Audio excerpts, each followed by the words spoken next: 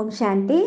आज प्यारे मीठे भगवान की मीठे मुरली मंथन की डेट है 12 नवंबर 2020। तो आगे बढ़ने से पहले कल बाबा ने क्या बोला था कि हम वर्ल्ड सर्वेंट हैं। हमें किसी भी बात में दे अभिमान नहीं आना चाहिए। ईश्वरीय कायदे के विरुद्ध कोई कर्म नहीं करने हैं। सर्विस का बहुत बहुत शौक रखना है और यज्ञ की सेवा द्वारा सर्व प्राप्तियों के प्रसाद को प्राप्त करना है ना। आज बाबा कह रहे हैं, मीठे बच्चे, मैं जो तुम्हें पढ़ाता हूँ उसे अच्छी रीति पढ़ो तो 21 जन्मों के लिए सोर्स ऑफ इनकम बन जाएगी, सदा सुखी बन जाएंगे। तो कैसे बनेंगे? भगवान हमें क्या सुना रहे? मुरली। और मुरली कैसी होती है? मुरली अंदर से एकदम खाली। हाँ, तभी तो उसे अच्छे ढंग से बजाओ तो कितना मीठा सुर निकलता है। उसी तरह से हमें भी अपने मन को ऐसा ही खाली कर देना है। कोई राग द्वेष नहीं, कोई व्यर्थ विचार नहीं, कोई किसी के प्रति कोई क्या क्यों कैसे वैसे नहीं। बस सच्चे मन से इसे बजाना है, मतलब इसे धारण करना है। तो हम बन गए मास्टर मुरलीधर। और कहते भी हैं ना कि जीवन के 5 सच्चे मित्र हैं। दर्पण, जो कभी झूठ नहीं दिखाता। प्रेम, जो कभी ईर्ष्या करने नहीं देगा। ज्ञान, जो कभी भयभीत नहीं होने देगा। विश्वास, जो कभी दुखी नहीं होने देगा। प्रश्न है, तुम बच्चों के अतीन्द्रिय सुख का गायन क्यों है? क्योंकि तुम बच्चे ही इस समय बाबा को जानते हो। तुमने ही पिता द्वारा सृष्टि के आदि मध्य अंत को जाना है। तुम अभी संगम पर बेहद में खड़े हो। जानते हो, अभी हम इस खारी चरल से अमृत के मीठे चरल में जा रहे हैं। हमें स्वयं भगवान पढ़ा रहे हैं। ऐसी खुशी ब्राह्मणों को ही रहती है। इसीलिए अतीन्द्रिय सुख तुम्हारा ही गाया हुआ है, क्योंकि आप ही वो गोप गोपियाँ हो। जिसका शास्त्रों में यादगार है ना कि श्री कृष्ण की मुरली बजती थी तो गोप गोपिकाएं अपनी शुद्ध बुद्ध खो जाती थी और मुरली की धुन में एकदम मगन हो जाती थी। तो यही तो है वो ज्ञान मुरली, जिससे हमारा मन मगन हो रहा है।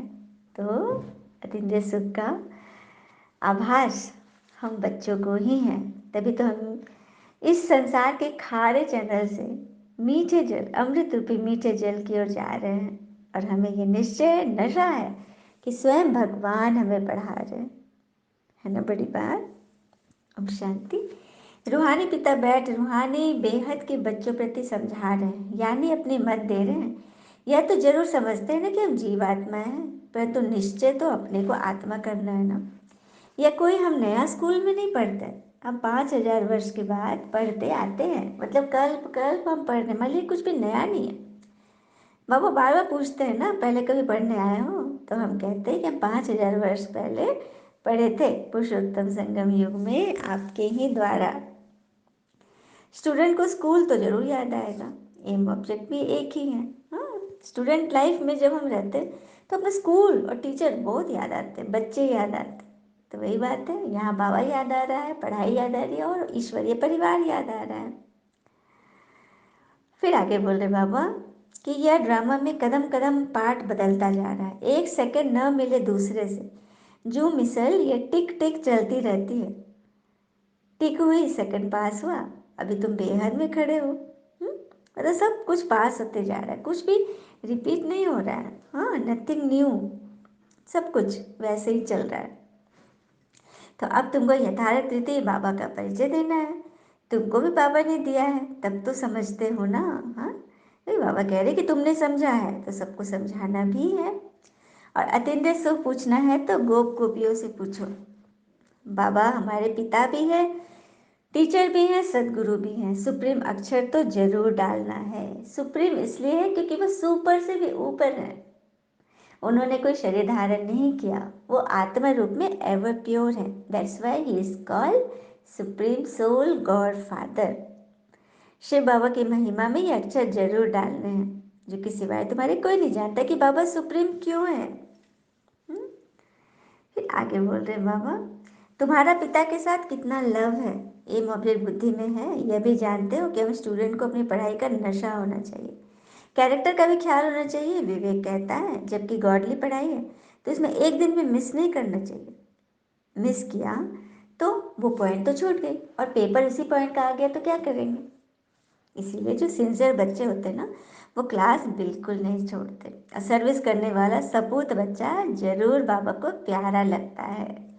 तो उसके लिए हमें क्या करना होगा, समय देना होगा ज्ञान के लिए, अपने लिए, बाबा के लिए समय देना होगा। क्योंकि कहते हैं ना, समय के पास इतना समय नहीं है कि वो आपको समय दे दे। तो समय हमें लेना है, आगे बढ़कर उस पर लगाम लगानी है ना।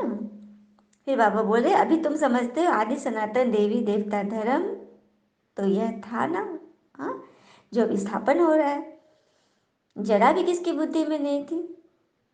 कि कैसे लुप्त हो गया और कैसे अब स्थापन हो रहा है, ये तो भगवान ही आकर बता रहे हैं ना। और तुम्हारा तो ब्राह्मण कुल है सर्वोत्तम, बाबा भी सर्वोत्तम है ना, ऊंच से ऊंच है, तो जरूर उनकी आमदनी भी ऊंची होगी। सही बात है, कोई ऊंचे आदमी पढ़ाएंगे मिलेंगे, उससे संबंध होगा हमारा, तो आमदनी भी ऊंची होगी। और उन्हीं को तो श्री श्री कहते हैं। फिर आगे बोल रहे बाबा,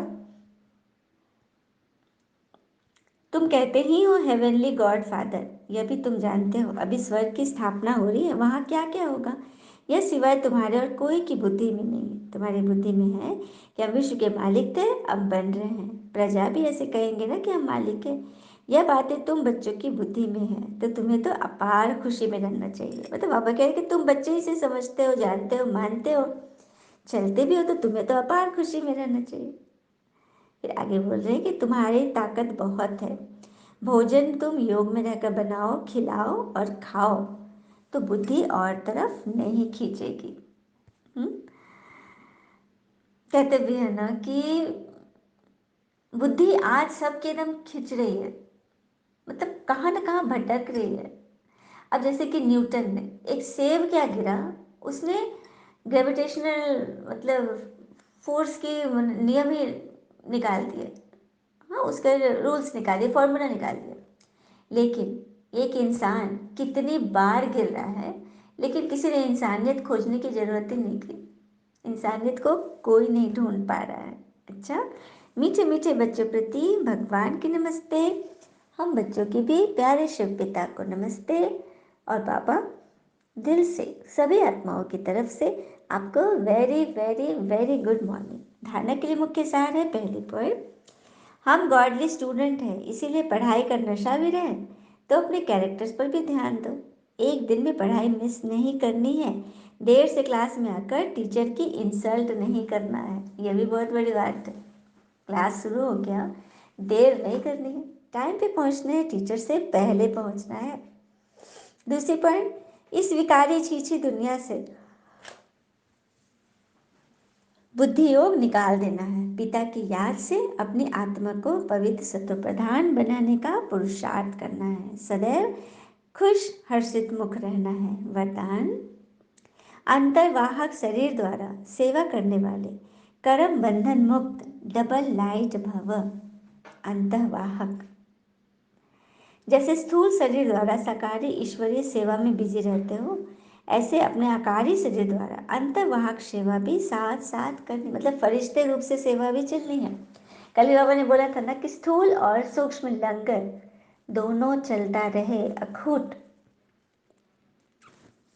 इसी तरह से हमें भी स्थूल रूप से सेवा करनी है, घर बार संभालने हैं, बच्चे को परवरिश देनी है, अच्छी रीति सब कुछ काम करना है, लेकिन सूक्ष्म रीति से मन वचन कर्म से आत्माओं की सेवा करनी है। तो दोनों सेवा साथ साथ चले।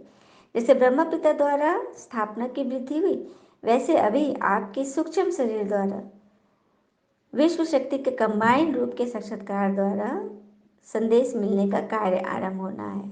पापा ने बता दिया कि आप बच्चे जब अपनी अंतिम स्टेज में पहुंचोगे ना, तो सूक्ष्म वतन में आपका भी साक्षात्कार होगा। इस सेवा के लिए कर्म करते भी किसी भी कर्म बंधन से मुक्त सदा डबल लाइट रूप में रहो। मतलब कोई भी सेवा मिल रही है कबीर बाबा ने बोला था कि सेवा का तुम्हें गोल्डन चांस मिल रहा है, जो बहुत बड़ी ईश्वरीय लिफ्ट की गिफ्ट है। इसी से तो हम ऊपर उठते हैं। तो हर कर्म करते कंबाइंड स्वरूप में बाबा को याद करते रहे। हाँ, सब्जी काट रहे हैं तो बाबा को याद कर रहे, भोजन बना रहे, पानी पी रहे, बाबा की याद ही हमारा बेड़ा पार कर सकती है, अन्यथा और कोई उपाय नहीं। स्लोगन: मान के त्याग में सर्व के माननीय बनने का भाग्य समाया हुआ है। मान के त्याग में सर्व के माननीय बनने का भाग्य समाया हुआ है। अर्थात यदि हम सूक्ष्म में मान रखेंगे ना, और उधर से उसका रिस्पॉन्स नहीं आया, आया भी तो सही जवाब नहीं दिया, तो मेरा मन क्या होगा, फंस जाएगा। तो उससे हमें अपने आप को बचाना है। अच्छा, ओम शांति। शुक्र मीठे बाबा, वो बाबा के प्यारे प्यारे बच्चे। Thank you Baba.